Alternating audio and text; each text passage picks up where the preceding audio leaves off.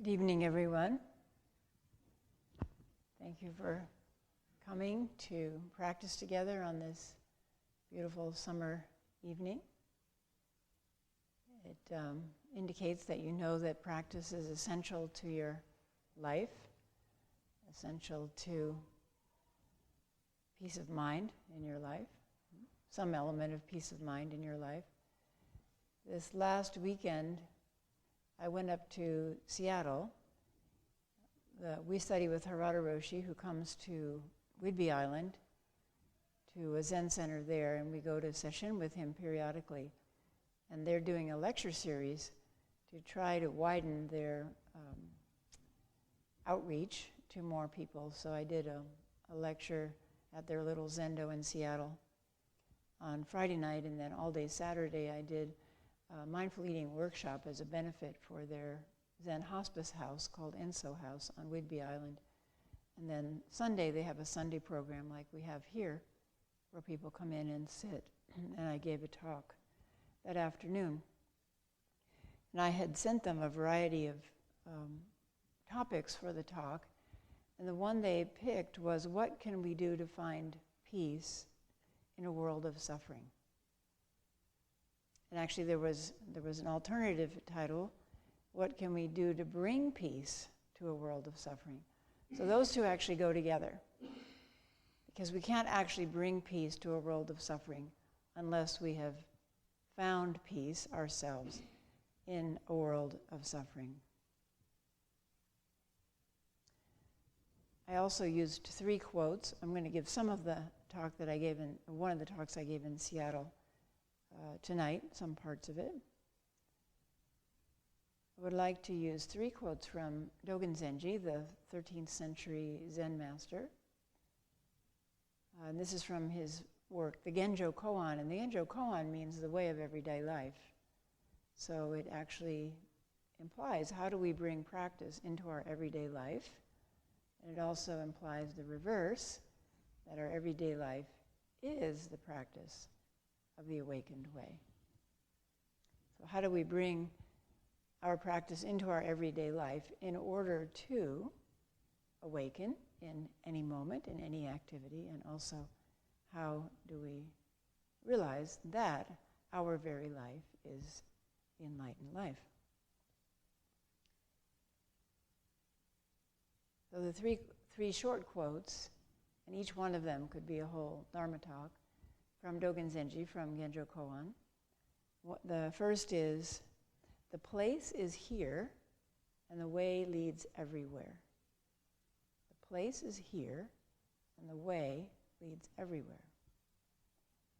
And the second is, the limits of what can be known cannot be known. The limits of what can be known cannot be known. And the third is, when the truth fills our body and mind, we realize that something is missing. When the truth fills our body and mind, we realize that something is missing.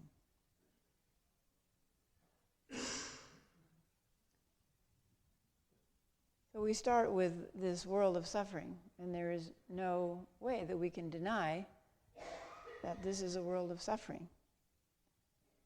The news pours it into our eyes, and then through our eyes into our hearts and minds every day. So on the day that I did this talk, I just looked at the headlines. There were 14 major headlines, of which 13 were these, and were negative. 1 was slightly positive. German man takes hostages in movie theater before being killed by police. Rescuers search rubble in East China after tornado kills 78 and injures 500. Catastrophic conditions reported in camps as people flee Boko Haram. Nearly 200 people have died of malnutrition and illness, says Doctors Without Borders. Hundreds of firefighters in the western U.S. are battling raging wildfires amid record-setting heat wave. 100 houses in one community were destroyed in just a matter of few hours. as you know, it was 120 degrees in Yuma, Arizona, and 128 degrees this month in India, which melted the roads in India. So you can actually look on YouTube and you can see pictures of people trying to cross the road, and their shoes get stuck into the road, their sandals, because the road has melted. It's so hot. The British vote to leave the European Union deals the heaviest blow to European unity since World War II. And then, of course, after that, stocks went down and so on. And now there's concern that the United Kingdom will no longer be the United Kingdom, that Wales and Northern Ireland Scotland will withdraw, and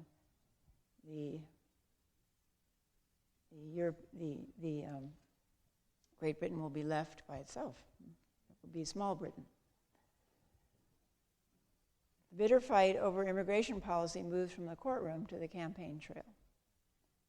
So something that Obama hoped to accomplish before he left office with immigration reform is now stalled. And then, of course, yesterday's news, or the day before's news, about the bombing of the airport in Ankara in Turkey. So every day we awaken to more accounts of disasters and violence and terrorism, the effects of climate change, and politicians taunting and calling each other names like bullies on a playground.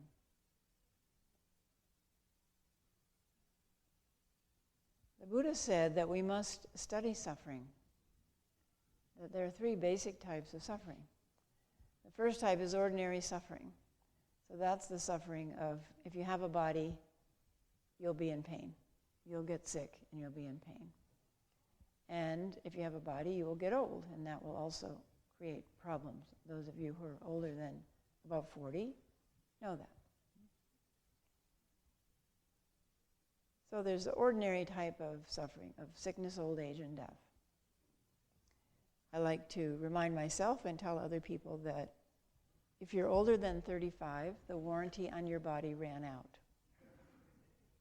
Because these bodies were designed to last about 35 years. So it's not a surprise that we have problems with our bodies after 35. What is a surprise is that we live longer than 35. Because for hundreds of thousands of years, we didn't, usually. So there's the ordinary type of suffering, which just goes along with being born into a human body and living long enough to encounter old age and disease and so on. And then there's the suffering of change. So this is the suffering of not having what we want and having what we don't want. And also it also includes having what we want and knowing that we'll lose it because of impermanence. So all of these are due to impermanence.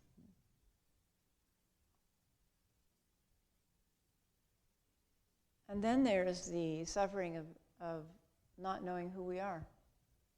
First, denying impermanence, that kind of goes with the second class of having what we want but knowing that we're going to lose it. But then there's the suffering of not knowing who we are, who we really are. And that's the suffering that we look at directly in our practice. So the Buddha had this, the Buddha recommended studying suffering because that's what he did. So the Buddha's fundamental koan, he didn't have a koan framed as a koan, that came along later with Japanese Buddhism, but his fundamental koan was, why is there suffering? And what is the cause of suffering? Because his hope, the same hope we all have, is if we can find the cause of something, then we can find the cure for it, like we've done with many diseases. So the Buddha said, study suffering. So where do we study suffering? Well, we can see suffering in the world, but we can't really see the causes of suffering. It's too complex. There's so many causes and conditions that impinge on the suffering of the world, and it just seems impossible to unravel.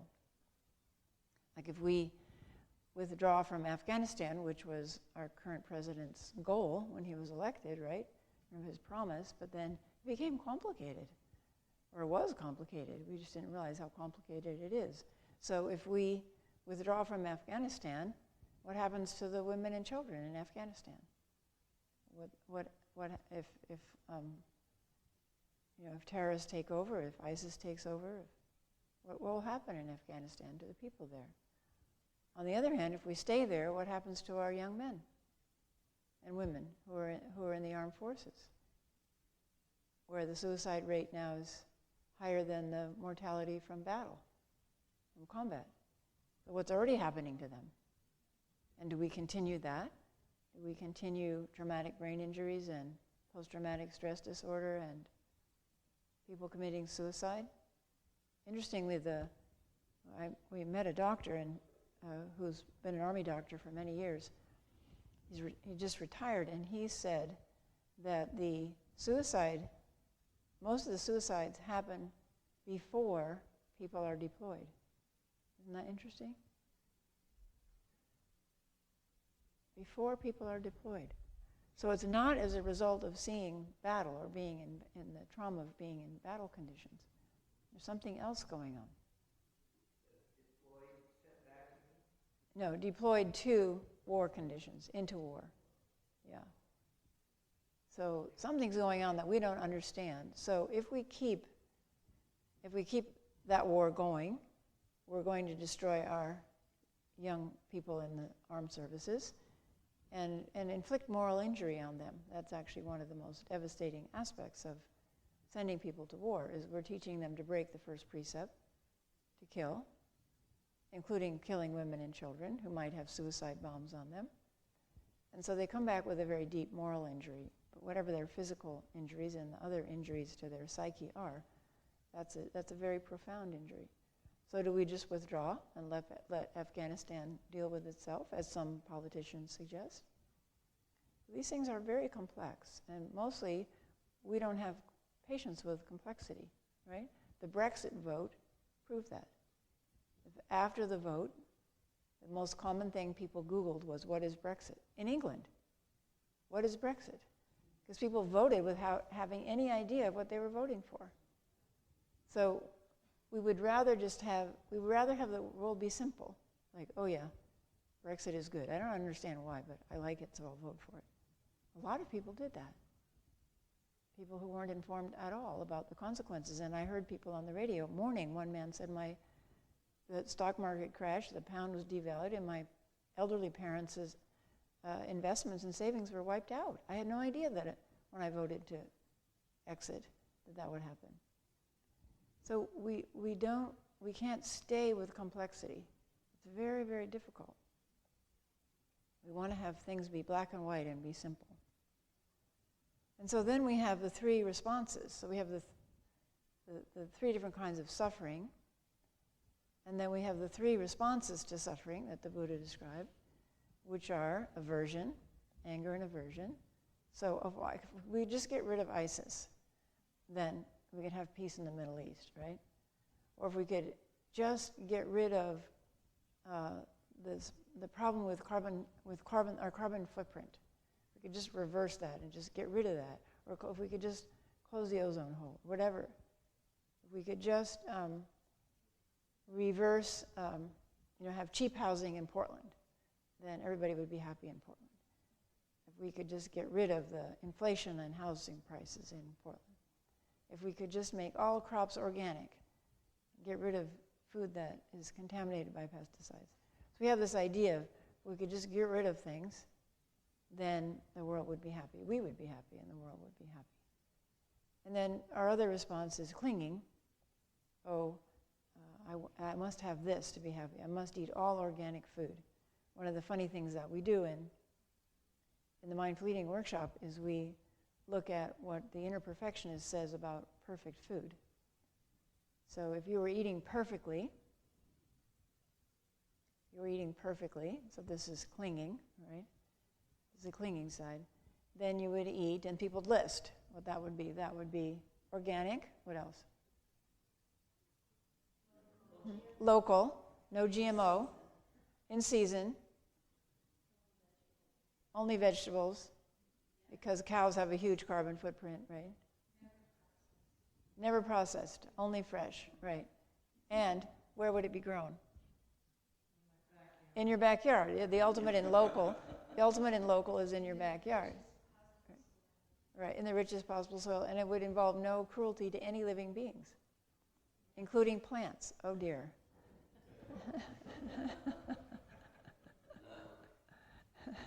And it would be no work, right?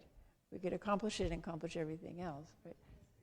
Yes, of course. So it'd be delicious, etc. You know the list. Now they have that list on the back of packages of food. It's gluten-free. It is no high fructose corn syrup. It's not GMO, etc., etc. So that's clinging. I must have this. If I get this, and that includes somebody to love me unconditionally, right? So if I have perfect food, if I have the perfect partner, if I have the perfect living situation, if we elect the perfect president, etc., then I can be happy. Suffering will end. And then our third way of dealing with the suffering of the world is ignorance. And that's essentially giving up, saying, I don't care. I'm not going to vote. Whatever happens, happens. I'm not in control of this. So I give up. Or I don't even want to hear what's happening in the other parts of the world. I don't want to hear about all that tragedy. Just makes me sick. So that's ignoring, pushing away, saying, just push it over somewhere else in a box, put it in a box, and I don't have to look at it or consider it. To live as an intelligent, educated human being and make decisions is not easy. Make decisions about how to live in this world. So we have the 3 types of suffering that the Buddha outlined, and then we have our 3 ways of dealing with suffering.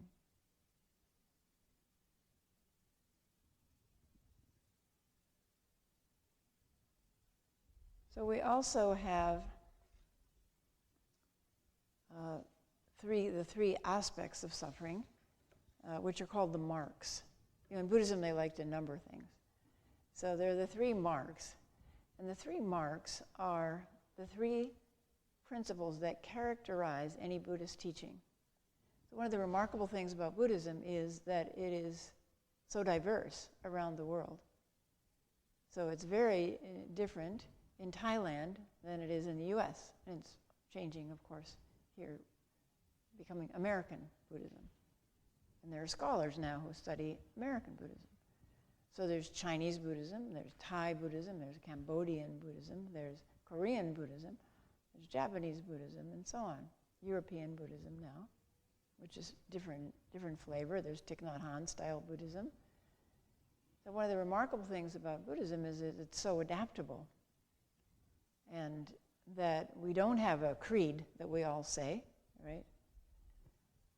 But we do have the 3 marks. So one of the things that characterizes true Buddhist teachings are the 3 marks. And the 3 marks are impermanence, the truth of impermanence, and the truth of no self, no fixed self, no permanent self.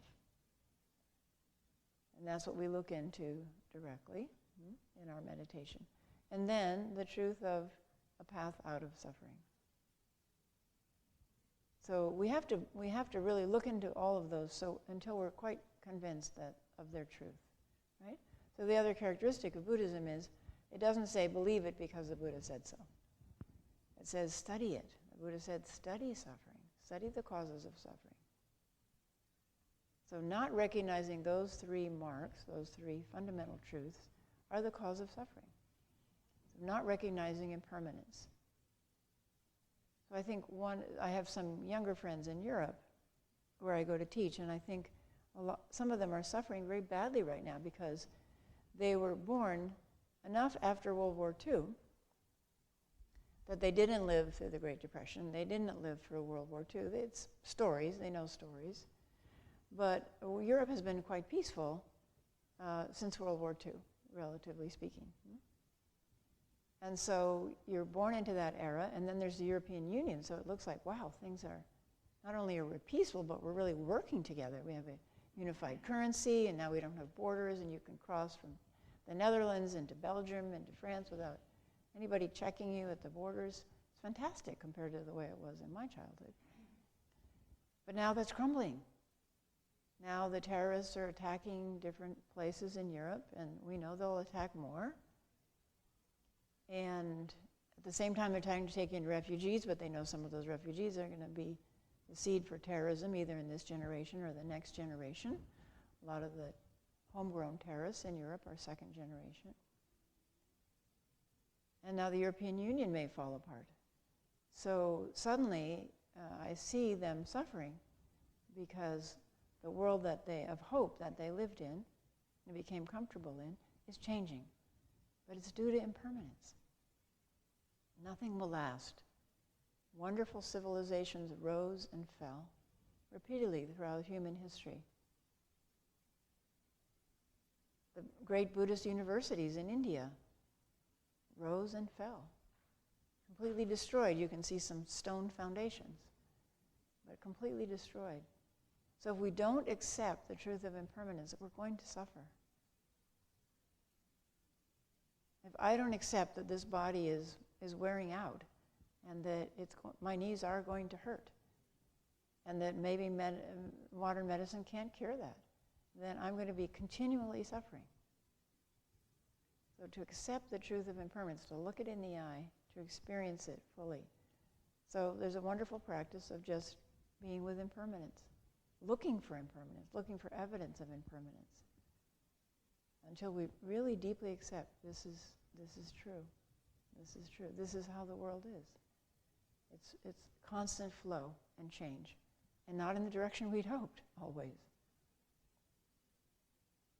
And then the truth of no self. We look at that directly too, no fixed self, in us or anybody else. So we try to count on somebody who loves us.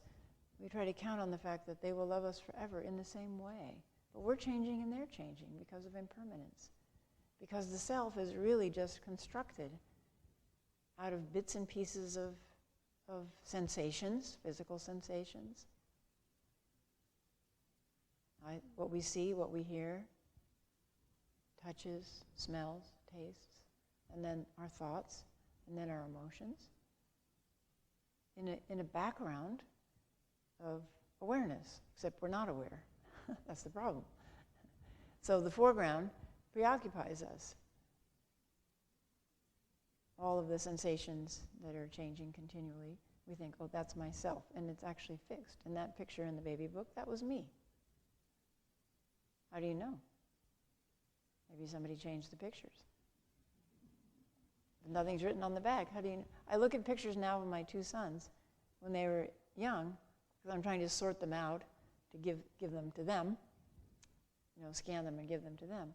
And I can't remember anymore, was that Aaron or was that Noah? It's something I never thought I would ever forget. My own children. But if I didn't write on the back, I can't tell the difference, especially when they were young. So this whole flow of our life is a flow of impermanence, and that applies to the self too. The self is made up of constant change, or Thich Nhat Hanh says the self is made up of non-self elements. It's made up of what I'm touching right here. So this stand makes me up, makes me what I call me. And my sight of all of you, blobs sitting around there, hopefully some of you are nodding, what my visual field shows me makes me up. All right, so all of you who I'm imagining are out there actually, because I'm not sure, because all I see are blobs, and then I hear a little ha from the blob over there, right? And then I say, oh, that's Alan chuckling, right? But I don't have any direct evidence of that. I just have a sound, and I have shapes and colors that are changing. And then I say, oh, that's them, and then this is me over here, the receiver of all of that, right? But it's craziness, to think that, oh, that makes me a permanent me. Oh, yeah. I'm this thing that continues, born, continues and then dies. It's constant flux, it's constant change. So then the path to the end of suffering, because we have to work on our own suffering before we can do anything for the world, or at least simultaneously, we have to work on our own suffering so that we can do something for the world. Because of that old algebra formula that I've told you hundreds of times, but maybe a few people haven't heard it. As the Buddha said, in order to become awakened, in order to be released from suffering ourselves, and therefore to be able to work in the world effectively so that our suffering doesn't twist what we do, we have to let go of clinging and grief for the world. Clinging to and grief for the world. That is a tall order, to let go of grief for the world. So does that mean we ignore suffering? No. But it's the algebra of, if the suffering of the world makes us suffer, then there's n+1 suffering, there's just more suffering. So the Buddha was saying you have to let go of grief for the world. Grief and clinging are in a way the same. You have to let go of clinging to and grief for the world. Clinging to is I want the world to be this way, and grief or this makes me suffer, I want to get rid of it. Kind of back to the three ways that we work with the suffering of the world. So, well, if I let go of grief, then I won't be compassionate anymore, right? That's kind of our thought. Oh, if I let go of grief for the world, I won't have compassion for the world. But that's not true at all. Grief and compassion are not the same. Grief and compassion are not the same. And my favorite example is if you're in a bad car accident and the ambulance comes and the EMTs pile out and they come over to where you are lying there, bloody, half in and out of the car, and they go, oh my gosh, this is so horrible.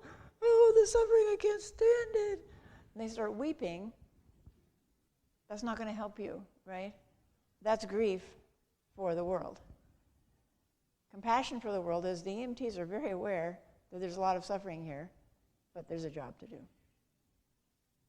So they have to let go of what might be their personal grief for this situation and just do the job. And that's what you want, right? You don't want your doctor to break down crying when you come in and tell him what's wrong with you. You want him to rise to the occasion and help you out, and that's the same is true of us. Our compassionate hearts recognize the suffering in the world, but we recognize that this is samsara. This is samsara. This is samsara. This is what the Buddha was talking about. Samsara is true. Samsara is the truth of how human beings and other beings live. We just have to see it straight in the face and say, this is samsara.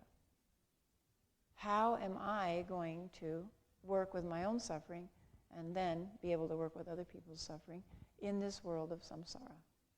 How am I going to be able to do it, even a tiny bit, to help heal this human world? So it starts with ourselves. We would prefer that the world changed, right, rather than us.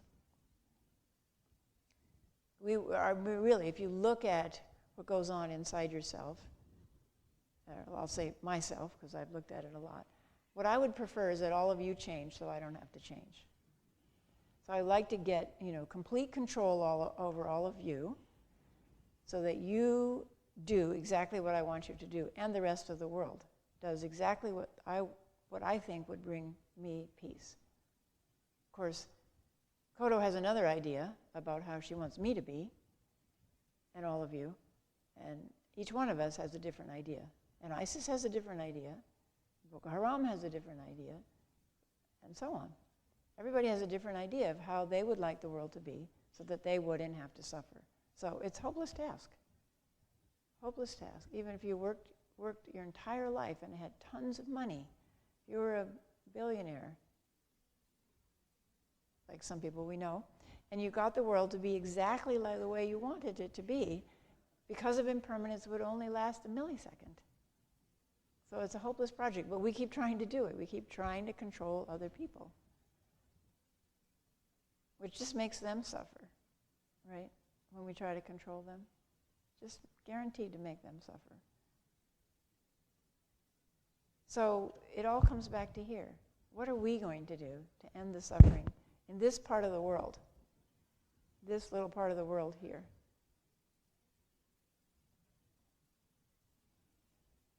So we have all kinds of over-the-counter ways to end our own suffering, right? We can go to Ben & Jerry's and get some ice cream. We can watch a movie. We can make lots of money and then buy a new car. We can find somebody to love us for a while. We can buy a big house. We have many ways of temporarily, over-the-counter ways of ending our own suffering. But the Buddha said we have to go to the deep cause in order to truly relieve suffering. So the deep causes are denying impermanence, not understanding who we are. And part of that is not understanding that we're interconnected, that we're made of everything else around us. And then not knowing that there's a path. So that really plunges people into suffering. If they don't know there's a path, if they don't know there's a way out of suffering. But we know, we have a path, a wonderful path.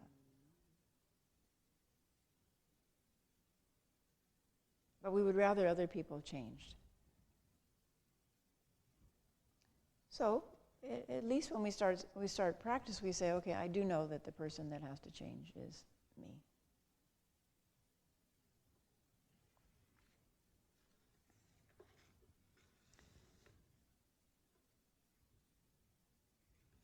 So the person that we have to work, place we have to work, the place is here and the way leads everywhere. The person that we have to bring to peace is ourselves. The only person that we can change, have a hope of changing, the only person that we really can work with here and now is ourselves. So how do we bring ourselves to a place of peace in this world of suffering? That's the essential question of our practice, right? The essential question of our practice. How do we find peace in a world of suffering? And then part of us says, oh, that would be selfish to be at peace in a world of suffering. No. This is the beginning. The way is here. The place is here and the way leads everywhere.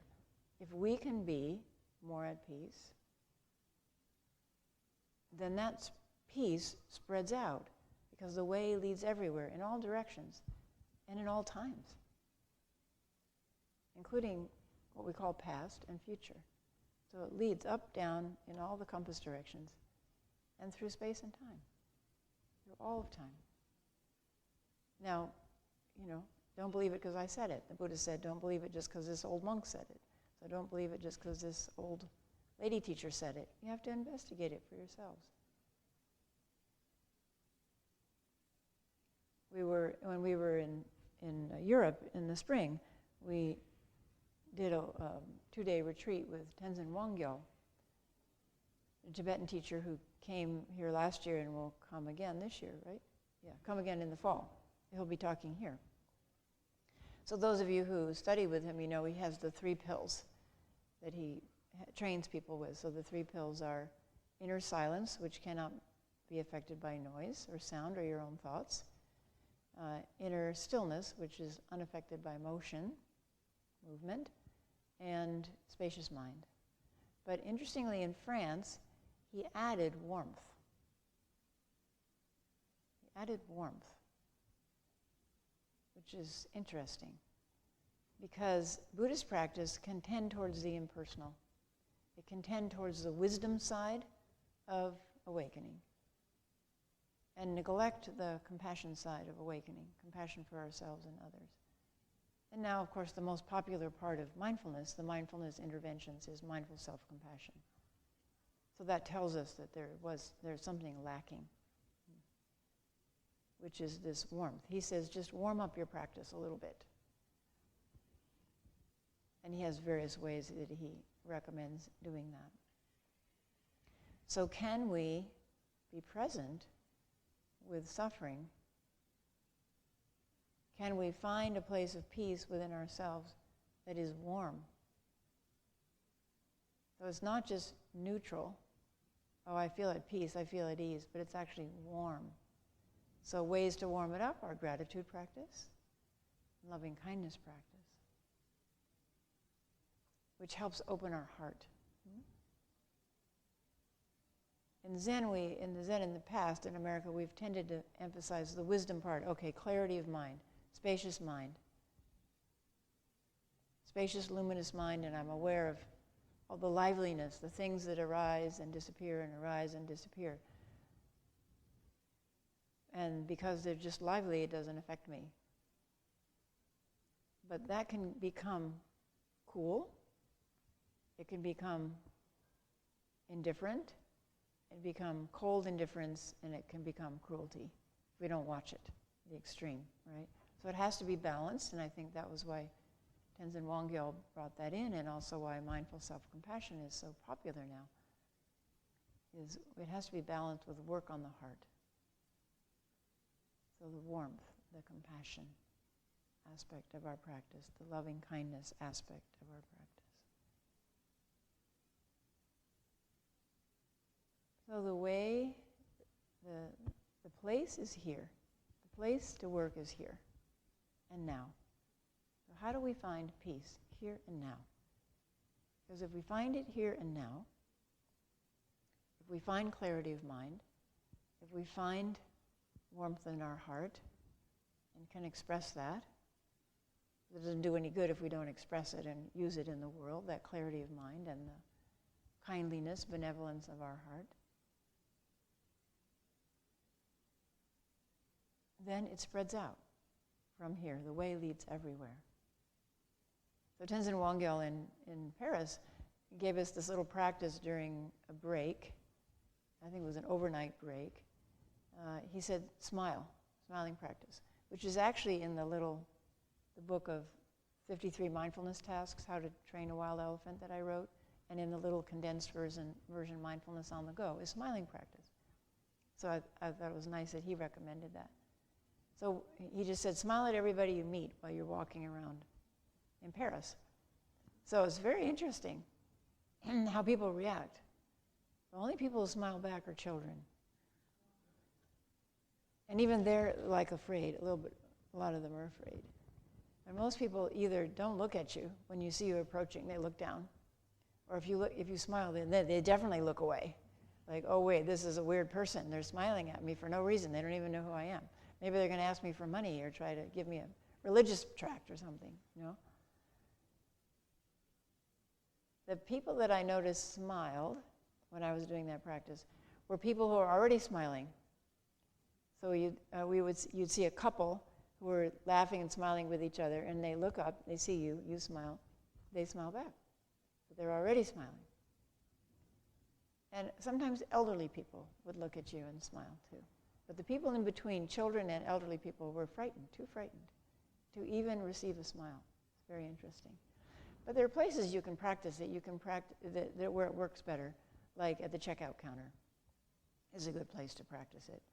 And also, you just brighten the day of that person, and then that spreads out to all the people they have contact with. Smile, say thank you. Simple things to do.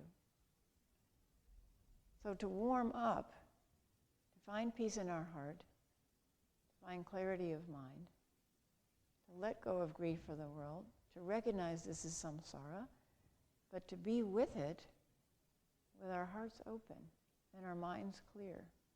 Not easy, but that's what our practice asks us to do. So Dogen Zenji's second quote. The first one is the place is here and the way leads everywhere. Then the limits of what can be known cannot be known. So what we do may seem feeble, giving a smile to somebody, or a few kind words to somebody.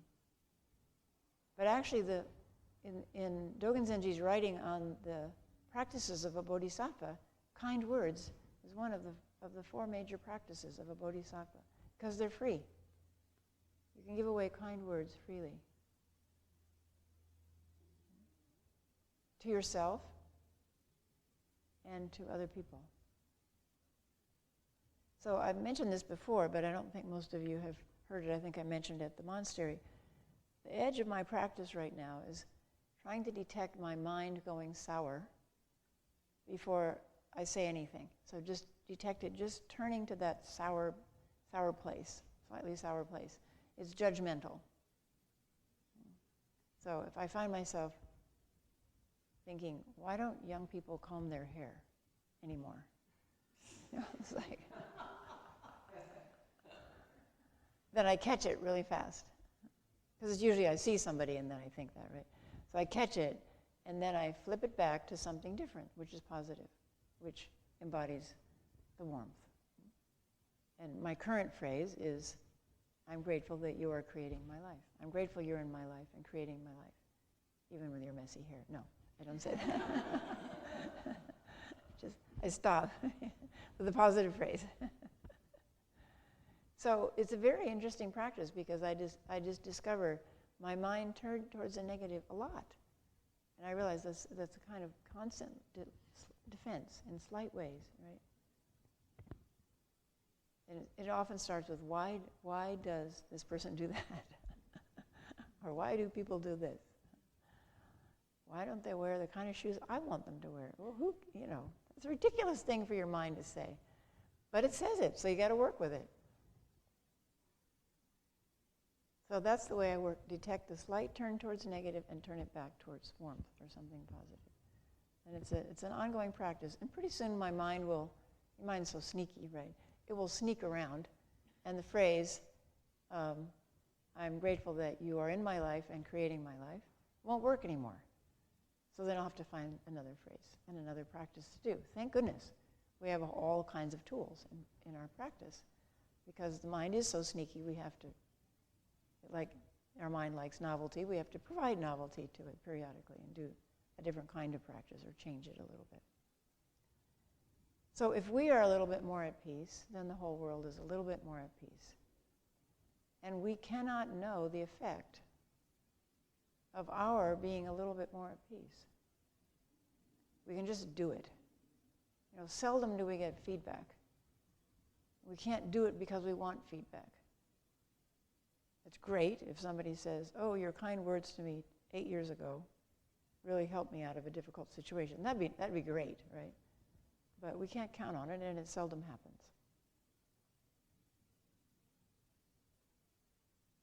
Sometimes teachers get notes many years later about the difference they made in a student's life. Sometimes, but not always. I mean, almost never. This is a kind of an aside, but it's related to being a teacher. My mother was an art teacher in elementary school, junior high, and then high school. And when I would go home, we would be out in the community shopping and doing things, and we would sometimes meet her former students. And so once we went into a butcher shop, this community still had a butcher shop, and we went into the butcher shop, and this big hulking guy behind the counter said, Mrs. Burgess, you were my art teacher in school. I'll give you the best cut of meat. What do you want? That was so sweet. You could tell he remembered her and he was so grateful. And so we got the best cut of meat and we're leaving, and she turns to me and she said, he was the worst, the most difficult student I ever had. I thought we'd never get him graduated from high school. So we can't do it because we are expecting any kind of feedback or reward. We just have to do it in faith. This is the faith that our practice requires, right?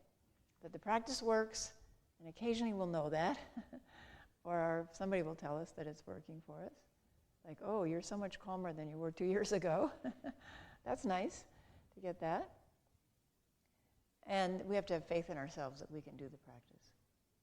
So we say this practice doesn't require much in the way of faith, but it does. It requires faith enough to begin the practice, to continue the practice when obstacles are thrown up in our path, and to believe in ourselves, in our ability to do this practice, to really see to the bottom of our suffering, and to make a difference in the world, not to give up. To make a difference in the world, to work for peace in a world that will always be at war. Will always be at war. So we recognize the truth of suffering, and yet we don't let entropy take over. We don't let suffering take over. We continue to work for peace in the world, in ourselves, in this world, and then in the world, in whatever place we are.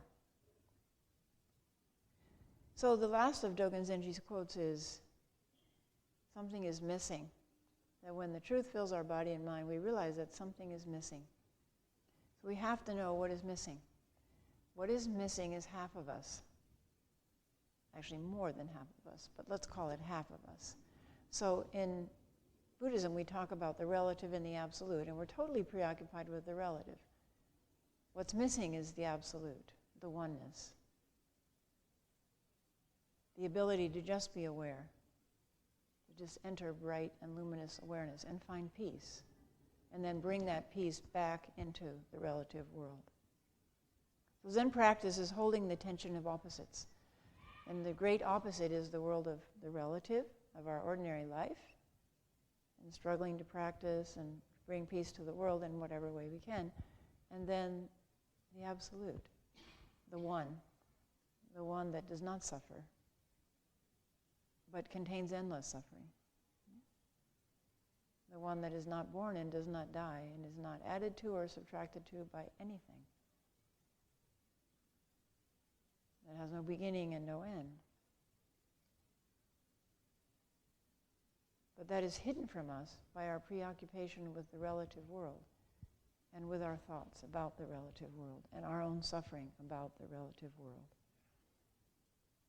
So it seems paradoxical that in order to find peace in ourselves and do whatever we can to bring peace to the world, we have to withdraw from the world as we know it, the relative world, and all of our thoughts and worries and emotions about the relative world.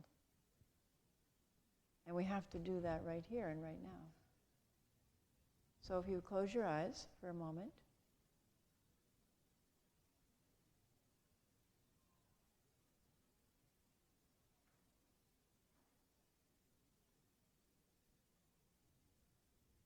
and go to that place that is peaceful.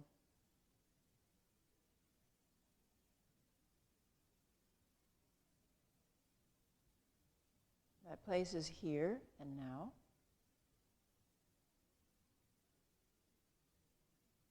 And requires letting go of past and future.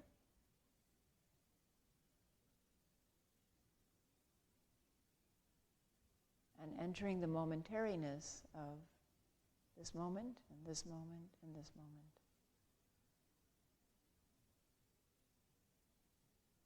So we can do it step by step. First, we become aware of our breathing.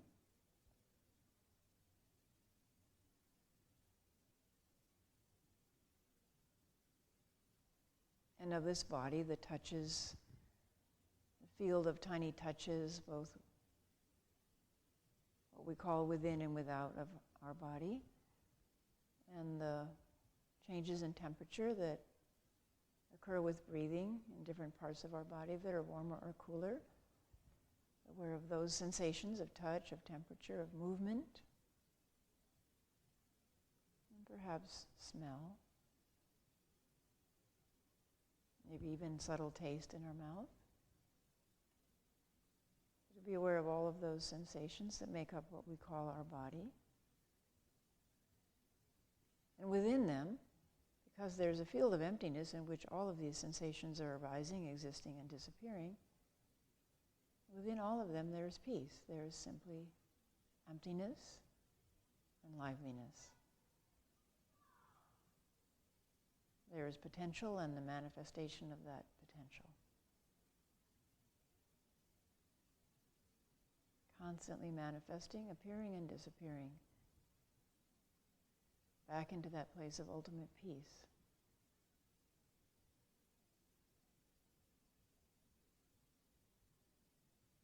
And now we expand our awareness to the room, to all all of the other bodies in this room, which are sitting and breathing with hearts beating.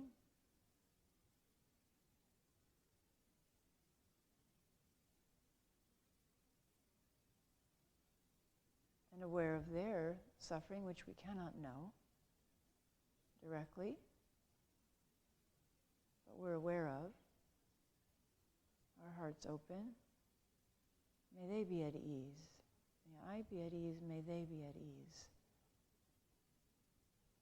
And then we open our awareness even wider to this room and the spaciousness in the room, and we bring that spaciousness into our mind's awareness. We make our awareness, our mind, like a very spacious room, expanding out of this room. A spaciousness that has no limits and no center.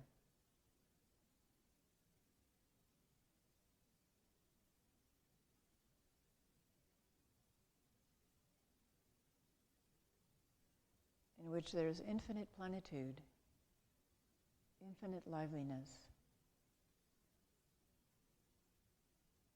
Sensations, thoughts, emotions arising, existing, disappearing. Ultimately at peace, ultimately continuously active.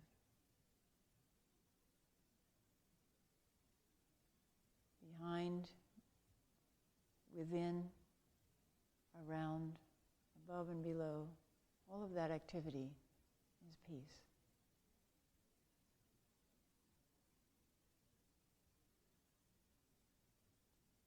As we breathe in, it permeates our being.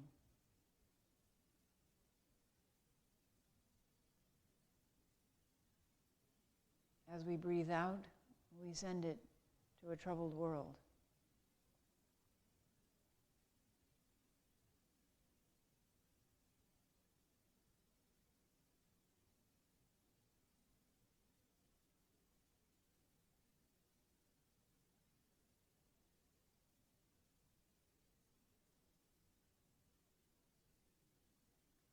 If we want to find peace in a world of suffering, so that we can bring peace to a world of suffering,